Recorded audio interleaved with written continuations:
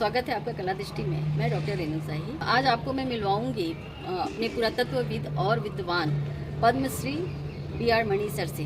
तो आज हम इनके साथ चर्चा करेंगे कला का और पुरातत्व का जो संबंध है, विशेषकर जो फाइन आर्ट्स के क्षेत्र में आता है, यानी ललित कलाओं की अगर हम बात करते हैं या फिर हम कला के संदर्भ में पुरातत्व की उपयोगिता की बात करते हैं, तो उनका क्या महत्व रहा है और किस तरीके से उन्हें कला विद्यार्थियों के लिए उपयोगी बनाया जाता है और उससे उनका लाभ क्या है और उन्हें क्यों ये जानना चाहिए, इस सब पे हम आज मणि सर से चर्चा करेंगे। तो नमस्कार सर, स्वागत है आपका कला दृष्टि में। हम सर से जानना चाहेंगे कि जो कला विद्यार्थी हैं, विशेषकर जब हम ललित कलाओं की बात करते हैं, तो पुरातत्व का उनके लिए क्या महत्व है और उन्हें क्या उससे लाभ होता है, ये हम सर से जानेंगे, क्योंकि सर खुद बहुत बड़े पुरातत्वविद रहे हैं और इन्होंने बहुत सारी किताबें लिखी हैं जो हम आपको दिखाएंगे।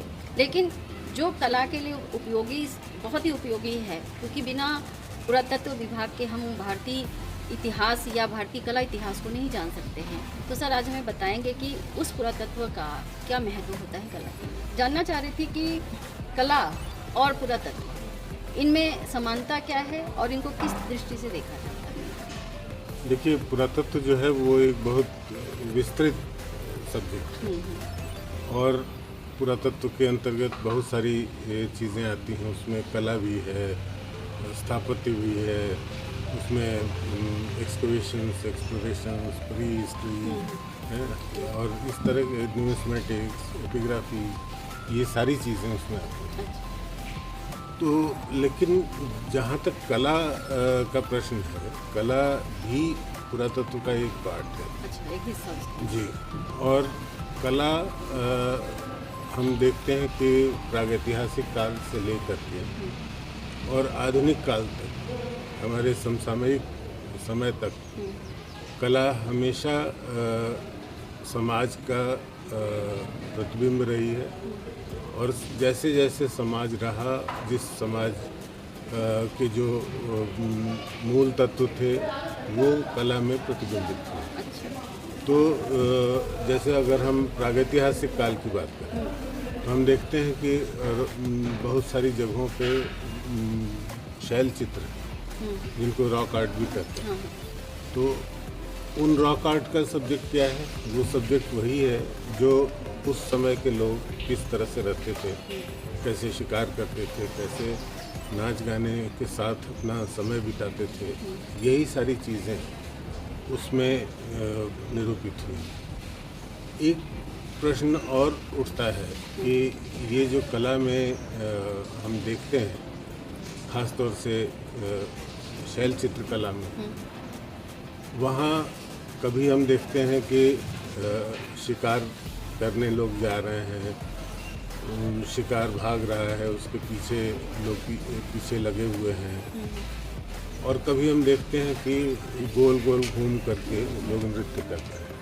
अच्छा, उसी शिकार के नहीं, वो अलग चित्र। अच्छा।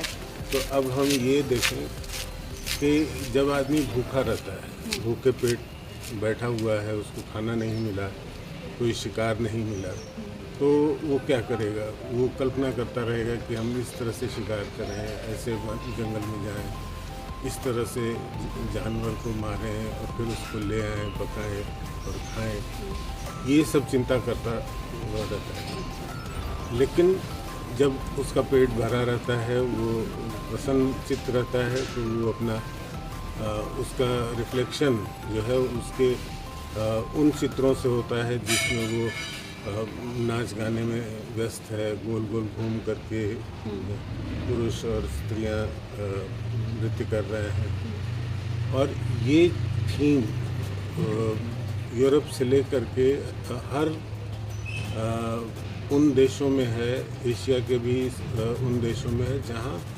प्रागैतिहासिक काल में मानव रहता। जैसे सर अल्तामिरा की गुफाएं, हाँ जी, अल्तामिरा का है और लास्को है, बहुत सारी जगह है। तो सर ये गुफाएं एक साथ की हैं या इनमें कुछ मतलब काल के हिसाब से एक लंबा समय बीता है या लगभग एक समय की है? देखिए, बहुत सारी गुफाएं ऐसी हैं जिनको हम रखते हैं अपर पैलियोलिथिक एज में या मेसोलिथिक एज में। अच्छा। तो उसमें ये है कि वो एक टाइम स्पैन है जो 10,000 20,000 साल का टाइम स्पैन है। उस बीच में ये चित्रण मिलते हैं। वो भीमबेटका है या दूसरे होशंगाबाद में गुफाएँ हैं, भारत में भी मिलते हैं और भारत के बाहर भी।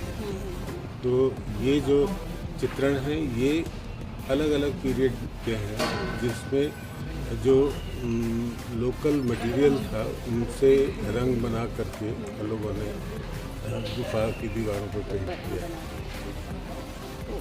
सर मैं ये जानना चाह रही थी कि जैसे हम यहाँ अपने भीमबेटका की बात करते हैं, तो आप एक पुरातत्वविद हैं, तो मैं थोड़ा सा ये क्लियर करना चाह रही थी कि जो लास्को की गुफाएं मिली हैं तो मटेरियल क्या दोनों के एक जैसे हैं? काफ़ी सिमिलैरिटीज है, अच्छा। लेकिन ये है कि वहाँ जिस तरह के पेड़ पौधे हैं उनसे जो रंग निकाले हैं या जो मिनरल कलर्स हैं, जो बहुत अलग अलग तरह के पत्थर हैं उनको कूट करके रंग बनाए गए हैं, तो रंगों में थोड़ा फर्क है, लेकिन जो उनकी मूल प्रकृति है बनाने की कला वो एक ही है। अच्छा। तो सर जैसे हम बात करते हैं शास्त्रीय कलाओं की और लोक कलाओं की, तो जो अभी इस पर प्रश्न खड़ा हुआ था, बहुत ज़्यादा विवाद भी हुआ कि लोक कलाएं जो हैं वो भीमबेटका से प्रभावित हैं। एक मैंने पेपर में सुना था, तो उस पर बहुत सारा विरोध किया गया कि नहीं नहीं नहीं ये गलत है, लोक कलाएं दूसरी हैं।